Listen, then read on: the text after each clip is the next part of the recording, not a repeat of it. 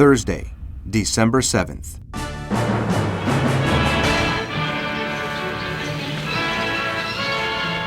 Following the visit by Goebbels and Hans Frank on the 5th, Hitler issues the Night and Fog Directive, Nacht und Nebel, in which he authorizes the arrest of any person considered dangerous to the security of the Third Reich.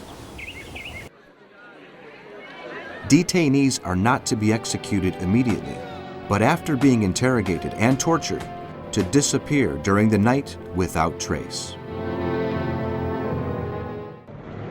The British government announces the sale of 30 planes to the Finnish military, which are added to the 50 sent by Mussolini as a sign of his unconditional support for the country. Moscow announces a blockade of the Finnish coasts, while Finnish troops have raised Suomi to deny Soviet forces the chance of using its buildings for cover. Marshal Mannerheim orders Infantry Regiment 27 to confront the Soviet 163rd Division that has occupied Suomi. The Finnish troops, in their white ski uniforms, pounce on the enemy like ghosts in surprise attacks that the Soviets call Belaya Smert, White Death. In the Sea War, the Graf Spee carries out what will be its last attack, sinking the merchantman Striensal off the coast of Rio de Janeiro.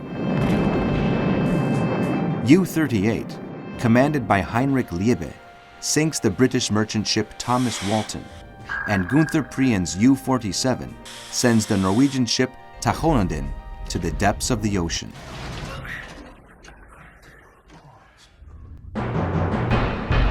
Friday, December 8th. The Soviet attacks on the Finnish cities of Turku, Hanko, and Porvoo in the south of the country are repelled. Nevertheless, the advance of the Red Army continues along a front extending from the Arctic Ocean to the Gulf of Finland. Kumo, in the Kainuu region, which produces most of the country's tar, is bombed 48 times by Soviet planes. But the Finnish army manages to halt the advance of the Soviet Ninth Army. Churchill is able to persuade the Swedish government to only export 10 million tons of iron annually to Germany.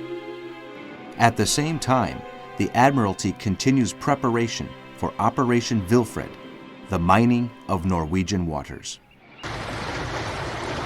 Meanwhile, Admiral Raeder meets with Hitler to weigh up the advantages to the Third Reich of taking over Norwegian ports and bases. The Nazi leader proposes an invasion and decides as a first step to ask the Norwegian fascist leader Vidkun Quisling to evaluate the capacity of his forces in the country in the event of Nazi occupation. In Poland, there is no let-up in the public executions carried out by the Soviets and the Germans. The objective is to terrorize the population and dissuade them from any action against the occupiers. The Sea War claims 2 new victims when U-23, commanded by Otto Kretschmer, sinks the Danish ship Scotia, and Herbert Schulz's U-48 sinks the British ship Brandon.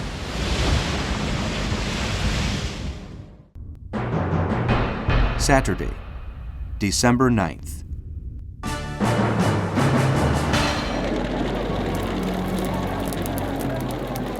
The Soviet troops, 450,000 men in 22 divisions, are not only confronted by 180,000 Finns in 9 divisions, but also one of the harshest winters in memory, with temperatures dropping to 40 degrees below zero.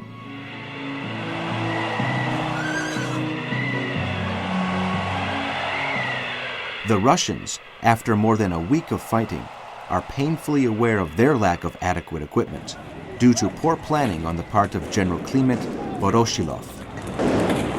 Many vehicles have to keep their engines running day and night to avoid freezing up.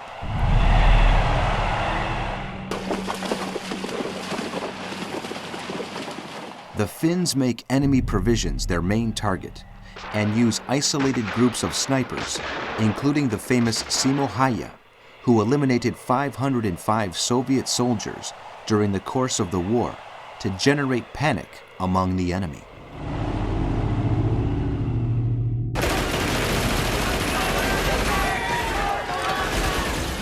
Stalin's purges in the years before the war not only eliminated a significant number of Red Army officers, but also many Finnish communists living in the Soviet Union. Therefore, support for the Soviets inside Finland is virtually inexistent.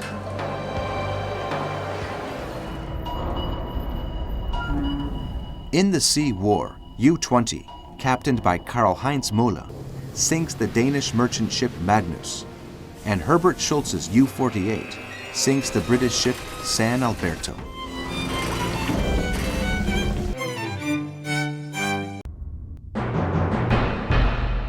Sunday, December 10th.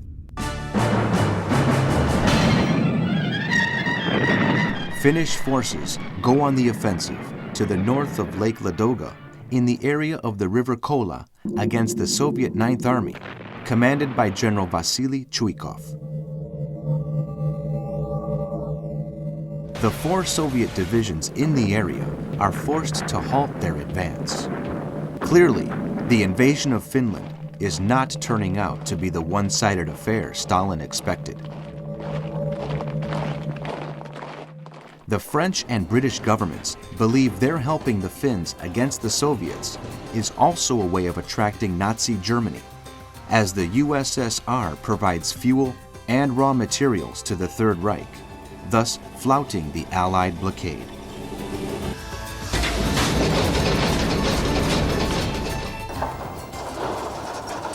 For this reason, the two governments consider the possibility of launching air attacks against the oil installations of Baku and Batum in the Caucasus in order to deliver a heavy blow to the weak Soviet economy and also hit the Third Reich. For its part, the United States government decides to supply Finland with more than $10 million worth of food and medicine. In the Sea War, U-20, commanded by Karl Müller, sinks the Norwegian merchantman Häyhä, while the Soviet submarine S-1 mistakenly sinks the German cargo ship Bullheim as it is sailing through the Gulf of Bothnia in the Baltic Sea to the west of Sweden. The Soviets suspect Hitler of trying to help the Finns.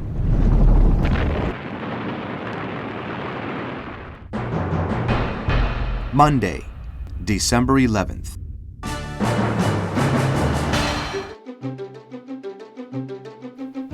In the headquarters of the League of Nations in Geneva, the debate officially begins that will end with the expulsion of the Soviet Union.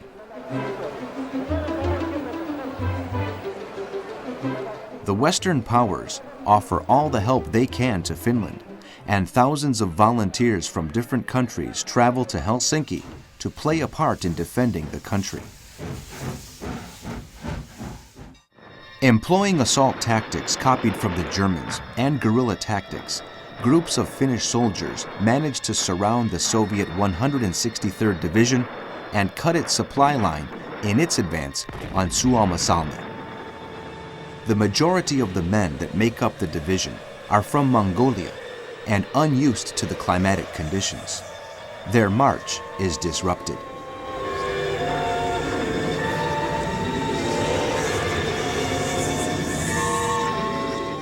Hitler and party ideologist Alfred Rosenberg meet with Vidkun Quisling, the leader of National Samling, National Unity, the pro-Nazi Norwegian party, which has only 2,000 members. The Führer offers Quisling the post of prime minister once Norway is occupied.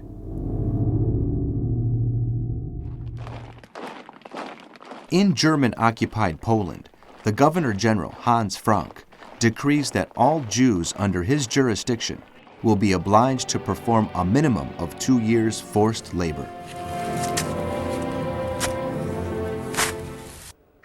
In the Sea War, U-38, commanded by Heinrich Liebe, sinks the merchant ship Garaufalia.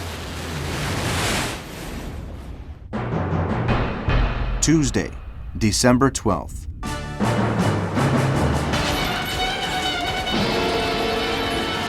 Finnish units situated to the east of the central city of Suomussalmi put up fierce resistance against numerically greatly superior Soviet forces. At the same time, in the south of the country in the city of Tolvajärvi, to the north of Lake Ladoga, the Red Army loses more than 10,000 men due to actions by Finnish assault troops. In Berlin, Hitler orders the postponement of Case Yellow, Fall Gelb, and an increase in armaments production, following a meeting with General Alfred Jodl, Chief of Operations of the OKW, Armed Forces High Command.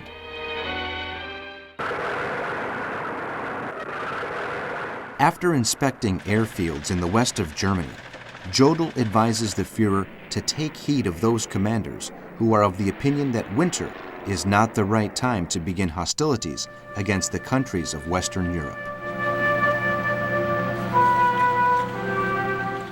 In London, the First Lord of the Admiralty, Winston Churchill, looks for the best way to prevent the transport of Swedish iron to the Third Reich and proposes the cabinet study the possibility of Allied forces carrying out an invasion of Norway before Hitler's troops do so. Churchill wants to prevent Germany threatening Britain's east coast and also to enable the Royal Navy to more easily control shipping in the North Sea. In the Battle of the Atlantic, the British merchant ship Marwick Head is sunk by a mine laid by U-59 under the captaincy of Harold Gerst.